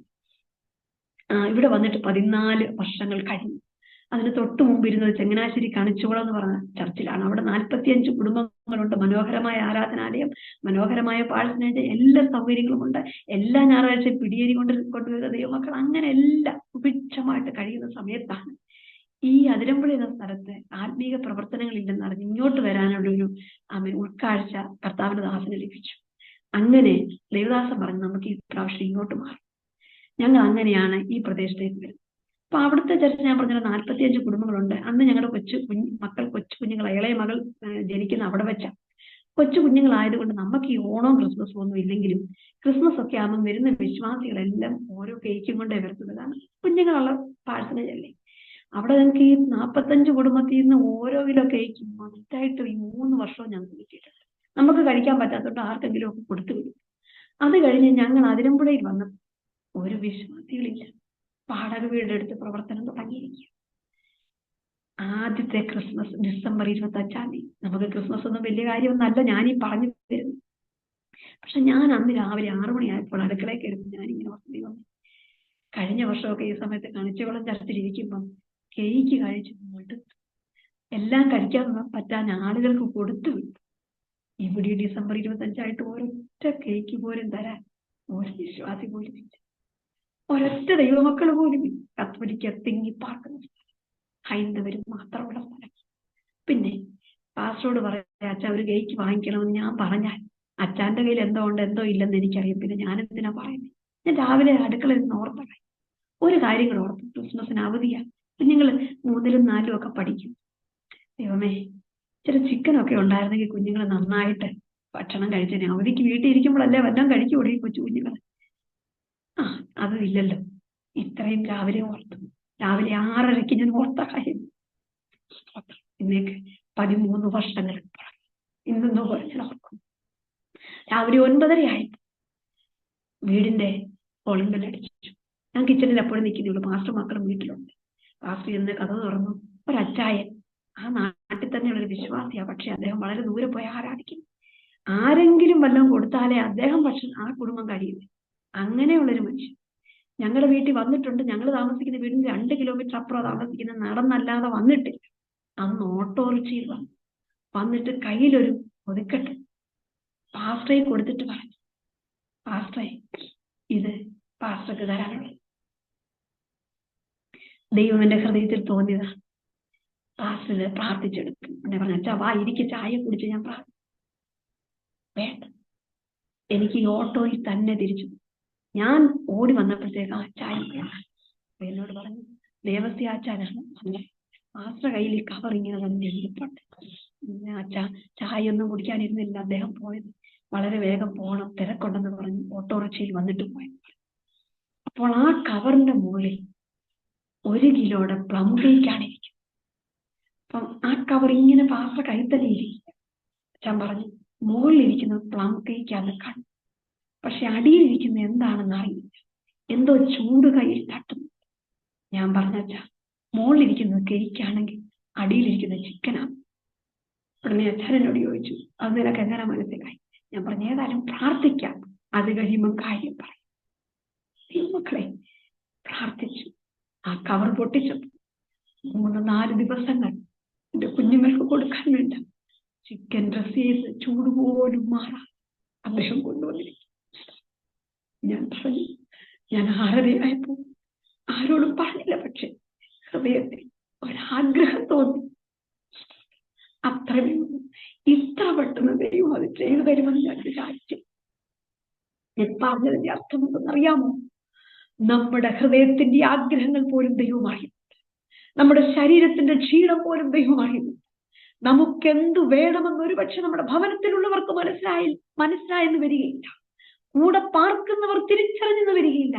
പക്ഷേ അത്രമാത്രം നമ്മെ കരുതുകയും നമ്മെ മനസ്സിലാക്കുകയും ചെയ്യുന്ന ഒരു ദൈവത്തെയാണ് നാം സേവിക്കുന്നത്. എന്തിനാണ് ഏലിയാവിന് ഭക്ഷണവും വെള്ളവും കൊടുത്തതെന്നറിയാമോ? ദീർഘദൂര ശുശ്രൂഷ ഏലിയാവിനെ കൊണ്ട് ദൈവത്തിന് ചെയ്യിപ്പിക്കാറുണ്ട്. അതുകൊണ്ട് ദൂത് മാത്രം കൊടുത്ത് ബലപ്പെടുത്തിയാൽ പോരാ, ഏലിയാവിന്റെ ശരീരത്തിലുള്ളത് നൽകണമെന്ന് ദൈവത്തിന് ബോധ്യമുണ്ടായിരുന്നത് കൊണ്ട് ദൂതനെ അയച്ച് ദൈവം ഏലിയാവിന് വേണ്ടത് കൊടുക്കുവാനിടയായി തീർന്നു. ഹല്ലേലൂയ. എന്നെ കേൾക്കുന്ന ദൈവമക്കളെ, നമ്മെ അറിയുന്നൊരു ദൈവം. ഇന്ന് പകൽ തകർന്നിരിക്കുന്ന സഹോദരിമാരുണ്ടായിരിക്കാം, പല വിഷയം കൊടുത്ത് ഭാരപ്പെടുന്നവരുണ്ടായിരിക്കും. ഒരുപക്ഷെ ആരോടും ഷെയർ ചെയ്യാം. ഭവനത്തിനകത്ത് എന്നെ മനസ്സിലാക്കാൻ ആരുമില്ല, ആരാധനാ സ്ഥലത്ത് എന്നെ തിരിച്ചറിയാൻ ആരുമില്ല, എന്റെ വേദന മനസ്സിലാക്കാൻ ആരുമില്ലെന്നോർത്ത് ഭാരപ്പെടുന്ന ഏതെങ്കിലും സഹോദരിമാർ ഇന്ന് ഈ സന്ദേശം കേൾക്കുന്നെങ്കിൽ നിങ്ങളോട് ഞാൻ പറയട്ടെ, നിങ്ങളുടെ ഹൃദയത്തിന്റെ ആഗ്രഹം മാത്രമല്ല, നിന്റെ ശരീരത്തിന്റെ ക്ഷീണം പോലും അറിയുന്നത്. ഏലിയാവിന് കനൽ ചുട്ട അടയും വെള്ളവും ദൈവം ദൂതനെ കൊണ്ട് കുടിപ്പിച്ചു. അതിനുശേഷം നമുക്കറിയാം 2 പ്രാവശ്യം ഏലിയാവ് വീണ്ടും കിടന്നുറങ്ങി. ആ സംഭവം എല്ലാം അറിയാൻ ഞാൻ വിവരിക്കുന്നില്ല.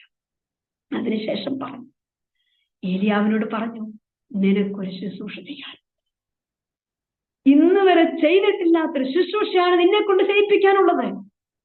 ഇതുവരെ നീ ആഹാബിനോട് ദൂത് പറഞ്ഞത് ശരിയാ, കെരീത്തോട്ടിൽ ഒളിച്ചിരുന്നത് ശരിയാ, വിധവയുടെ വീട്ടിൽ പോയി പാർത്തവരുടെ ഭവനത്തിന് അനുഗ്രഹമായത് സത്യമാണ്, കർമ്മേന്റെ മലമുകളിൽ ജീവനുള്ള ദൈവത്തെ വെളിപ്പെടുത്തിയെന്നുള്ളതും സത്യമാണ്. പക്ഷെ നീ ഇവിടെ കിടന്ന് മരിക്കാൻ ആഗ്രഹിക്കുമ്പോൾ, ചൂരച്ചെടിയുടെ ചുവട് നിന്റെ മരണമാണെന്ന് നീ ആഗ്രഹിക്കുമ്പോൾ, ദൈവത്തിന് ഇതുവരെ നിന്നെ കൊണ്ട് ചെയ്യിപ്പിച്ചിട്ടില്ലാത്ത ചില ശുശ്രൂഷകളുടെ നിയോഗം തരാനുള്ള സ്ഥലമാണ് ചൂരച്ചെടിയുടെ ചുവട്. ഹസ്തന റിഗന റബലവ ശന്തൽക്കമനഘടക ഹല്ലേലൂയ. ചൂരച്ചെടിയുടെ ചുവട്ടിൽ കിടന്നു മരിക്കാമെന്നാണ് നീ ആഗ്രഹിച്ചിരിക്കുന്നത്. പക്ഷേ ഈ ചൂരച്ചെടിയുടെ ചുവട്ടിൽ നിന്നെ കൊണ്ടുവന്നത് എന്തിനെന്നറിയാമോ? ഈ ബേർശേബ മരുഭൂമിയിൽ നിന്നെ കൊണ്ടുവന്നത് എന്തിനെന്നറിയാമോ? ഇതുവരെ നിന്നെ കൊണ്ട് ചെയ്യിച്ചിട്ടില്ലാത്ത ചില ശുശ്രൂഷകളുടെ അധികാര കൈമാറ്റം നടത്തുവാനുള്ള സ്ഥലമാണ്. സ്തോത്രം. ദൈവം പറഞ്ഞു, നിനക്ക് പകരം ഒരു പ്രവാചകനെ അഭിഷേകം ചെയ്യണം, രാജാവിനെ അഭിഷേകം ചെയ്യണം. മാത്രമല്ല 40 ദിവസത്തെ ദീർഘദൂര യാത്ര നിനക്ക് ചെയ്യാൻ. ചൂരച്ചെടിയുടെ ചുവട്ടിൽ കിടന്ന് മരിക്കാൻ ആഗ്രഹിച്ച ഏലിയാവിനെ ചുഴലിക്കാറ്റിലെടുക്കാനായിരുന്നു ദൈവത്തിന്റെ പദ്ധതി. എത്ര പേർക്ക് മനസ്സിലായി? കൊല്ലുവാനല്ല, ആമേൻ, എടുക്കുവാനല്ല, ചുഴലിക്കാറ്റിലെടുക്കാനായിരുന്നു ദൈവത്തിന്റെ പദ്ധതി. ഏലിയാവ് ഓർത്തത് ചൂരച്ചെടിയുടെ ചുവട് കൊണ്ട് തീർന്നെന്നാണ്, ഇവിടം കൊണ്ട് ഫുൾ സ്റ്റോപ്പ് ആണെന്ന് ഏലിയാവ് വിചാരിച്ചപ്പോൾ ദൈവം പറഞ്ഞു, അല്ല, നിന്റെ ജീവിതത്തിൽ ഒരു പുത്തൻ വഴിത്തിരിവിന്റെ സ്റ്റാർട്ടിംഗ് പോയിന്റ് ആക്കി ഈ ചൂരച്ചെടിയുടെ ചുവട് ഞാൻ മാറ്റാൻ പോവുകയാണ്. ഇന്ന് പകൽ എന്റെ കേൾക്കുന്ന സഹോദരിമാരെ, ചിലതിനൊക്കെ ഫുൾ സ്റ്റോപ്പ് വീണെന്ന് നീ പ്രതീക്ഷിക്കുന്ന സ്ഥാനത്ത് ദൈവത്തിന്റെ ആത്മാവിനെ വചനത്തിന്റെ വെളിച്ചത്തിൽ ഞാൻ വിളിച്ചു പറയുന്നു, ഇല്ല, ചില പ്രത്യേക വഴിത്തിരിവിലേക്ക് നടത്തുവാൻ ദൈവാത്മാവ് ആഗ്രഹിക്കുകയാണ്. ആമേൻ. ചിലത് സ്റ്റോപ്പാണെന്ന് നീ വിചാരിച്ചു, ഫിനിഷിംഗ് പോയിന്റ് ആണെന്ന് വിചാരിച്ചു, അവിടെ ഒന്നും ഇരിക്കല്ലേ. വളരെ വ്യക്തമായി ദൈവാത്മാവിൽ ചിലരെ വിവേചിച്ച് ദൈവാത്മാവിൽ ഞാൻ പറയും, ചില സ്റ്റോപ്പായെന്നോർത്ത് അവിടെ വന്നിക്കുക. ഷബന ഹത്തുന റികൽക്നാരകത്തി, മുന്നോട്ട് പോകുവാൻ വഴിയില്ലെന്നോർത്ത്, അവസാനിച്ചെന്നോർത്ത് ഫുൾ സ്റ്റോപ്പ് ഇട്ട് നിൽക്കുന്ന ചിലരോട് ദൈവാത്മാവിൽ വിളിച്ചു പറയുന്നു, നിന്റെ മാനുഷിക ദൃഷ്ടിയിൽ നീ ഫുൾ സ്റ്റോപ്പായിട്ട് കണക്കാക്കിയിരിക്കുന്ന ചിലതിനെ സ്റ്റാർട്ടിംഗ് പോയിന്റ് ആക്കി ദൈവം മാറ്റാൻ പോവുകയാണ്. സ്തോത്രം. വഴിത്തിരിവാക്കി മാറ്റാൻ പോവുകയാണ്. ചൂരച്ചെടിയുടെ ചുവട് ഏലിയാവിന്റെ ജീവിതത്തിൽ ഒരു വഴിത്തിരിവായിരുന്നു. സ്തോത്രം. നമുക്ക് ചോദിക്കാം, ഏലിയാവേ, ആഹാബിന്റെ രഥത്തിന്റെ മുൻപിൽ കയറി ഓടാനുള്ള ശക്തി നിനക്ക് എവിടുന്നാണ്? ഹല്ലേലൂയ. രഥത്തിന്റെ മുമ്പിൽ ഓടണമെങ്കിൽ നിസാര ശക്തി പോരാ. ഏലിയാവ് പറയും, എന്റെ ജീവിതത്തിൽ ഒരു ചൂരച്ചെടിയുടെ ചുവടുണ്ടായതുകൊണ്ട് ആഹാബിന്റെ രഥത്തിന്റെ മുമ്പിൽ കയറി ഓടാനുള്ള ശക്തി എനിക്ക് ലഭിച്ചു. എലീശ പ്രവാചകനെ അഭിഷേകം ചെയ്യാനുള്ള ശക്തി എനിക്ക് ലഭിച്ചു. രാജാവിനെ അഭിഷേകം ചെയ്യാനുള്ള ശക്തി എനിക്ക് ലഭിച്ചു. ഇതൊക്കെ പ്രാപിച്ചത് ചൂരച്ചെടിയുടെ ചുവട്ടിൽ നിന്നാണ്. മരണം ആഗ്രഹിച്ച ഏലിയാവിനെ മരിക്കാത്തൊരു ശുശ്രൂഷയാണ് ദൈവം ഏൽപ്പിച്ചത്. സ്തോത്രം. അധികാരിയുടെ വാക്ക് കേട്ട് ഭയപ്പെട്ട ഏലിയാവിനോട് ദൈവം പറയുന്നു, നീ ഭയപ്പെടേണ്ട. സ്തോത്രം. നീ ഭയപ്പെടേണ്ട. നിന്നെ കുറിച്ച് എനിക്കൊരു വലിയ പദ്ധതിയുണ്ട്. നിന്നെ കുറിച്ച് എനിക്കൊരു വലിയ ശുശ്രൂഷ ചെയ്തെടുക്കാനുണ്ട്. ഇസബേൽ എന്താ പറഞ്ഞേ? 24 മണിക്കൂറിനകം നിന്നെ കൊല്ലുമെന്നല്ലേ? 24 മണിക്കൂറിനകം ഏലിയാവിനെ കൊല്ലാൻ കഴിഞ്ഞില്ല. 20 ദിവസത്തിനകം കൊല്ലാൻ കഴിഞ്ഞില്ല. 24 ആഴ്ച വേലിയാൻ കഴിഞ്ഞില്ല. 24 മാസങ്ങൾ കടന്നുപോയി. 24 വർഷങ്ങൾ കടന്നുപോയി. ഇസബേലും ഇസബേലിന്റെ മക്കളും ചിന്നിച്ചിതറിയതല്ലാതെ ഏലിയാവിനെ ഒന്നും ചെയ്യാൻ ഇസബേലിന് കഴിഞ്ഞില്ല. ഇന്ന് എന്നെ കേൾക്കുന്ന ദൈവവൈതലേ, നിന്നെ കുറിച്ചൊരു ദൈവിക പദ്ധതി ഉണ്ടെങ്കിൽ എത്ര അധികാരി നിനക്കെതിരെ വാക്കുയർത്തിയാലും, എത്ര അധികാരികൾ നിനക്കെതിരെ ഭീഷണി മുഴക്കിയാലും, എത്ര അധികാരികൾ നിനക്കെതിരെ വെല്ലുവിളി മുഴക്കിയാലും, ഇന്ന് വിശ്വസിക്ക്. അധികാരിയുടെ വാക്കല്ല സംഭവിക്കുന്നത്, എന്റെ ദൈവത്തിന് എന്നെ കുറിച്ചുള്ള പദ്ധതിയാണ് സംഭവിക്കുന്നത്. ഏലിയാവിന്റെ ജീവിതത്തിൽ സംഭവിച്ചത് ദൈവിക പദ്ധതിയാണ്. ഹല്ലേലൂയ. ഇസബേലിന്റെ ആഗ്രഹമല്ല നടന്നത്. ഒരർത്ഥത്തിൽ പറഞ്ഞാൽ ഏലിയാവിന്റെ ആഗ്രഹം നടത്തി. ഏലിയാവ് ആഗ്രഹിച്ചത് അവിടെ കൊണ്ട് തീരാനും ദൈവിക പദ്ധതിയാണ്. ഹല്ലേലൂയ. അധികാരിയുടെ വാക്ക് കേട്ട് അവൻ ഭയപ്പെട്ട ഏലിയാവ് ദൈവം ദീർഘദൂരം ഓടിക്കുവാനിടയായി. ഹല്ലേലൂയ. ഒരു കാര്യം മാത്രമേ നമ്മൾ ചിന്തിച്ചുള്ളൂ, ഭയപ്പെടേണ്ട ദൈവം പറയും. അധികാരിയുടെ വാക്ക് കേട്ട് ഭയപ്പെട്ട ഏലിയാവിനോട് ദൈവം സംസാരിച്ചു, ദൈവിക പദ്ധതി നടപ്പിലാക്കുവാനിടയിൽ. ഒറ്റ കാര്യങ്ങളെ കമ്പിവാചകങ്ങൾ പോലെ ഞാൻ പറഞ്ഞു വിടാം. സ്തോത്രം. 7 മണിയായി. സൂസൻ സിസ്റ്റർ, സമയം എത്ര വരെ? എനിക്ക് തോന്നുന്നു 7 തീരണ്ടെന്ന് തോന്നുന്നു.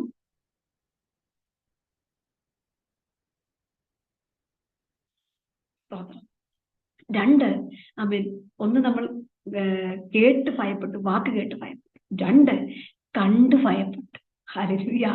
എന്ത് കണ്ടാ ഭയപ്പെട്ടത്? ഒരുപാട് കാര്യങ്ങളുണ്ട്. പക്ഷേ എന്നെ ചിന്തിപ്പിച്ചൊരു ഭാഗം ഞാൻ വേഗത്തിലൊന്ന് വായിച്ച് വേഗം പറഞ്ഞു പോകാം. നമുക്കറിയാം, സൈന്യത്തെ കണ്ടു ഭയപ്പെട്ട യെഹോശാഫാത്ത്. സ്തോത്രം. ദിനവൃത്താന്ത പുസ്തകത്തിലാണ്, 2 ദിനവൃത്താന്തം 20-ാം അധ്യായത്തിലാണ്. ബാക്കിയൊന്നും ഞാൻ വായിക്കുന്നില്ല, ഞാനങ്ങ് പറഞ്ഞു പോകുകയാണ്. സൈന്യത്തെ കണ്ടു ഭയപ്പെട്ടു. യഹൂദ രാജ്യത്തിലെ 4ാമത്തെ രാജാവായിരുന്നു യെഹോശാഫാത്ത്. ദൈവത്തിന് ഇഷ്ടപ്പെട്ട രാജാവാണ്. പക്ഷെ അമ്മോന്യരും മെയൂന്യരും ചിലരും മോവാബിനും ഒക്കെയായി ഒരു സൈന്യം യെഹോശാഫാത്തിന്റെ നേരെ യുദ്ധത്തിന് വന്നു. അപ്പൊ യെഹോശാഫാത്ത് പറയുന്ന ഒരു കാര്യമുണ്ട്, എന്നെ ഒത്തിരി ചിന്തിപ്പിച്ചു. അതിന്റെ 12-ാമത്തെ വാക്യത്തിൽ, സ്തോത്രം, ഈ വലിയ സമൂഹത്തോട് എതിർപ്പാൻ ഞങ്ങൾക്ക് ശക്തിയില്ല, എന്ത് ചെയ്യേണ്ടുവെന്ന് ഞങ്ങൾ അറിയുന്നുമില്ല. സ്തോത്രം. 2 കാര്യമാണ് പറഞ്ഞു. ഒരു വലിയ സമൂഹമാണ് ഞങ്ങൾക്കെതിരെ വരുന്നത്, പക്ഷെ ഈ സമൂഹത്തോട് എതിർക്കാനുള്ള ശക്തി ഞങ്ങൾക്ക് ഇല്ല. ഇനി എന്തോ ചെയ്യണമെന്ന് എനിക്ക് അറിയേമില്ല. രാജാവായി പറയുന്നത്. ആ സമയത്ത് എന്ത് ചെയ്തു? ഉപവാസം പ്രസിദ്ധപ്പെടുത്തി, ദൈവസന്നിധിയിൽ കരഞ്ഞു. ഇന്ന് എന്നെ കേൾക്കുന്ന ദൈവമക്കളെ, ചില കൂട്ടം സൈന്യം, ഒരു കൂട്ടം നേരെ വരിക. ആ സൈന്യത്തെ കണ്ടാ ഭയപ്പെട്ട് നിൽക്കുന്നു. ഞാൻ ചോദിക്കട്ടെ, ചിലത് കണ്ട് നീ ഭയപ്പെട്ട് നിൽക്കുകയാണ്? ചിലരെ കണ്ട് നീ ഭയപ്പെട്ട് നിൽക്കുകയാണോ?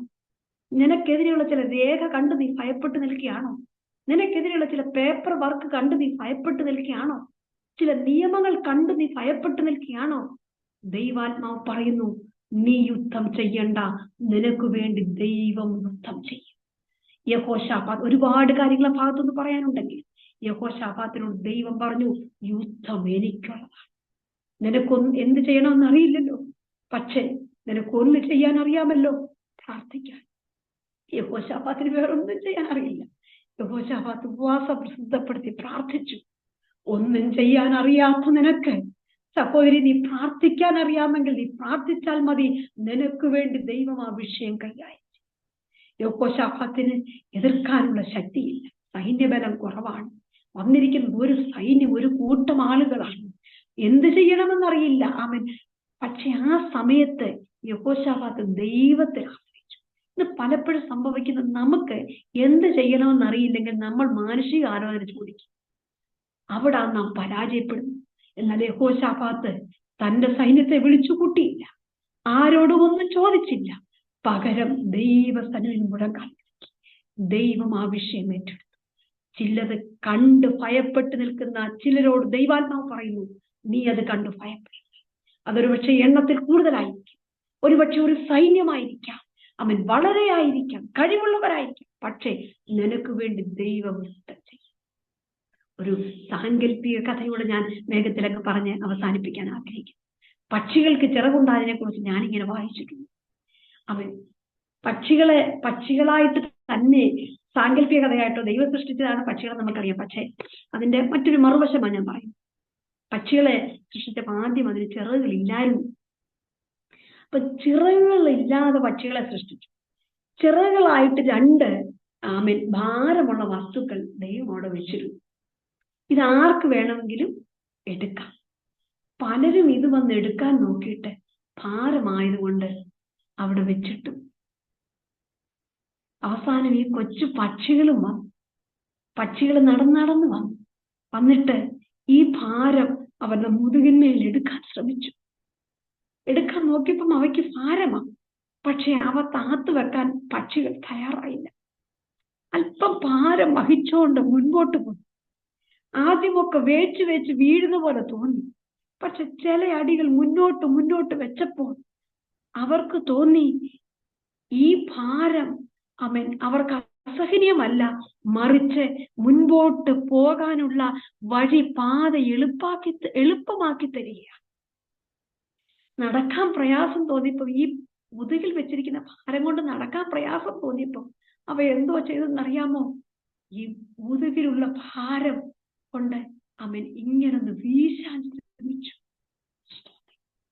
സ്തോത്രം. അവയ്ക്ക് മനസ്സിലായി, ഈ ഭാരം ഇത് കൊണ്ട് നടക്കാൻ ഞങ്ങൾക്ക് കഴിയത്തില്ല. പക്ഷേ ഈ ഭാരമുള്ള വസ്തു ഞങ്ങളുടെ മുതുകിൽ ഇരിക്കുന്നത് കൊണ്ട് ഞങ്ങൾക്ക് പറക്കാൻ പറ്റും. നടക്കാൻ പ്രയാസം തോന്നി. പക്ഷേ അവർക്ക് മനസ്സിലായി, ഇത് ഞങ്ങൾക്ക് കാലുകളല്ല, ഈ ഭാരമുള്ള വസ്തു ഞങ്ങൾക്ക് ചിറകുകളാണ്. ചിറകടിച്ച് അവ പറന്നു പോകാനിടയായി. പക്ഷികൾക്ക് ചിറക് ലഭിച്ചത് അങ്ങനെന്നൊരു സാങ്കല്പിക കഥ ഞാൻ കേട്ടിട്ടുണ്ട്. ഞാൻ എന്തായി പറഞ്ഞതിന്റെ അർത്ഥം അറിയാം. ചിലതൊക്കെ മുതുകത്ത് ഭാരമായിട്ട് നമുക്ക് തോന്നിയേക്കാം, ചിലതൊക്കെ വേദനയായിട്ട് തോന്നിയേക്കാം, നടക്കാൻ ബുദ്ധിമുട്ടായിട്ട് തോന്നിയേക്കാം. ദൈവ പൈതലേ, നീ ഭാരം വഹിച്ചുകൊണ്ട് ചില ചുവടുകൾ നീ മുന്നോട്ട് വെച്ചാൽ മറ്റുള്ളവയ്ക്കൊന്നും ലഭിക്കാത്ത ചിറകായിട്ട് നിനക്കത് ഭവിക്കുവാനിടയായി. മറ്റുള്ളതിന് നടക്കാനേ കഴിവുള്ളൂ, പക്ഷെ അവർക്കാർക്കും ലഭിക്കാത്ത പറക്കാനുള്ള ചിറകായിട്ട് നിനക്ക് ആ ഭാരം ഉപകാരപ്പെടുവാനിടയായി. ഇന്ന് പകൽ ഭാരം വഹിക്കുന്ന ദൈവമേ, എനിക്കിത് ഭാരം കൂടുതലാണ്. ദൈവമേ, എനിക്കിത് വഹിക്കാൻ കട്ടി കൂടുതലാണ്. എനിക്കിത് സഹിക്കാൻ പ്രയാസമാണെന്ന് ചില കാര്യങ്ങൾ നീ പറയുന്നുണ്ടെങ്കിൽ ദൈവാത്മാവ് പറയുന്നു, നിനക്കത് ചിറകാക്കി മാറ്റാൻ ദൈവം വിശ്വസ്തനാണ്. 2 കാലുകളെ നിനക്ക് ഇതുവരെ ഉണ്ടായിരുന്നു, പക്ഷെ ഭാരം നിന്റെ മുതുകത്ത് വെച്ചത് എന്തിനെന്നറിയാമോ? അത് നിനക്ക് ചിറകാക്കി മാറ്റാനാണ്. ഉയരങ്ങൾ പറക്കാനുള്ള ചിറകാണത്. അനായാസം ഉയരങ്ങളെ കീഴടക്കാനുള്ള ചിറകാണത്. അനേകരും ഈ ഭാരം വെച്ചിട്ട് പോയപ്പോൾ നീതിട്ടിട്ട് പോകരുത്. ആദ്യം എടുത്തപ്പോ ഭാരം നീ വിട്ടു പോകരുത്. നിനക്ക് ചിറകായിട്ട് മാറുവാനായിട്ട്. യഹോശാഫാത്ത് സൈന്യം കണ്ടു ഭയപ്പെട്ടു, പക്ഷെ ദൈവം യഹോശാഫാത്തിന് വേണ്ടി യുദ്ധം ചെയ്യും. ഞാനിനി അവൻ ദീർഘിപ്പിക്കുന്നില്ല. അവസാനത്തെ പോയിന്റോട് അങ്ങ് പറഞ്ഞു നിർത്താം. നിങ്ങൾ അതിനുള്ള ആത്മീയ ദൂതുകൾ ഏറ്റെടുത്തു. അവസാനത്തിൽ അനുഭവിച്ചു ഭയപ്പെട്ടു. പുതിയ നിയമത്തിലേക്ക് വരുമ്പോൾ സ്തോത്രം. അവൻ കർത്താവിന്റെ ശിഷ്യന്മാർ പടകിൽ പോകുമ്പോൾ കാറ്റും കോളും തിരമാലകളും അവര് കാണുവല്ല, അവര് ശബ്ദം കേൾക്കുവല്ല, അത് അനുഭവിക്കുകയാണ്. കാറ്റ് അനുഭവിക്കുകയാണ്. തകർന്നു പോകുമെന്ന് പ്രതീക്ഷിച്ചു. വേദഭാഗം റെഫറൻസ് ഒന്നും പറയുന്നില്ല. അവർ നോക്കുമ്പോൾ കർത്താവ് കൂടില്ല. കർത്താവ് അവരോട് പറഞ്ഞു, ബത്സേദയിലോട്ട് പോകാൻ നിർബന്ധിച്ച് പറഞ്ഞു വിട്ടതാ. ഒരു പൊക്കോണ്ടിരിക്കുക. പക്ഷേ കാറ്റും തിരമാലകളും എല്ലാം അനുഭവിച്ചപ്പോൾ തകർന്നു പോകുമെന്ന് വിചാരിച്ചു. എന്നാൽ ആ സമയത്ത് യേശു കർത്താവ് കടലിന്റെ മീതെ നടന്നു വരുവാനിടയാണ്. ദൈവ പൈതലേ, ചിലത് അനുഭവിക്കുമ്പോൾ തോന്നും, കർത്താവെ ഞങ്ങൾ ഒറ്റയ്ക്കേ ഉള്ളോ, നീ കൂടില്ലേ, ഞങ്ങൾ തകർന്നു പോകുമോ? ഇല്ല, നീ അനുഭവിക്കുന്നത് ദൈവം കാണുന്നു, നീ അനുഭവിക്കുന്നത് കർത്താവ് കാണുന്നു. കർത്താവോട് ഒന്ന് പറഞ്ഞു, ഭയപ്പെടേ. വായിച്ച വേദഭാഗത്തിലേക്ക് ഞാൻ മടങ്ങി വരികയാണ്. യാക്കോബിനോടുള്ള ബന്ധത്തിലാണ്. പക്ഷേ അവൻ ഇപ്പോഴും യാക്കോബേ, അവൻ ഇസ്രായേലെ, നിന്നെ നിർമ്മിച്ച ദൈവമായ യഹോവ പറയുന്നു, നീ ഭയപ്പെടേണ്ട. ഞാൻ നിന്നെ പേർ ചൊല്ലി വിളിച്ചിരിക്കുന്നു, ഞാൻ നിന്നെ വീണ്ടെടുത്തിരിക്കുന്നു, നീ എനിക്കുള്ളവനാണ്. വാക്ക് കേട്ട്, അധികാരിയുടെ വാക്ക് കേട്ട് ഭയപ്പെട്ട ഏലിയ, സൈന്യത്തെ കണ്ട് ഭയപ്പെട്ട യഹോശാഫാത്ത്, കാറ്റനുഭവിച്ച് ഭയപ്പെട്ട ശിഷ്യന്മാർ, ഇവരുടെ എല്ലാം ഭയം ദൈവം മാറ്റി. ഇവർക്കെല്ലാം വേണ്ടി ദൈവം പ്രവർത്തിച്ചു, അക്കരെ എത്തിച്ചു, അവരെ കൊണ്ടുള്ള ദൈവിക പദ്ധതി നടത്തി. ഇന്നും എന്നെ കേൾക്കുന്ന ദൈവം ഇതിൽ ഭയപ്പെടുക. എനിക്ക് നിങ്ങളോട് പറയാനുള്ള ആത്മീയ സന്ദേശം എന്നോട് കൂടെ ഞാൻ പറയുന്നു. ഞാൻ ഒരുപാട് മാനസികമായ ദിവസങ്ങളൊക്കെ പ്രയാസത്തിലൂടെ പോകും. പക്ഷെ എന്നോട് പറഞ്ഞ ദൈവവചനമാണ് ഞാൻ നിങ്ങളോട് പറയുന്നത്. ഭയപ്പെടേണ്ട, ഭയപ്പെടേണ്ട, ഭയപ്പെടേണ്ട. മുന്നോട്ട് പോകാൻ അവസരമാണ്. സിസ്റ്ററോട് പ്രത്യേക നന്ദി പറഞ്ഞ് ഞാൻ എന്റെ വാക്കുകളെ ഉപസംഹരിക്കുന്നു.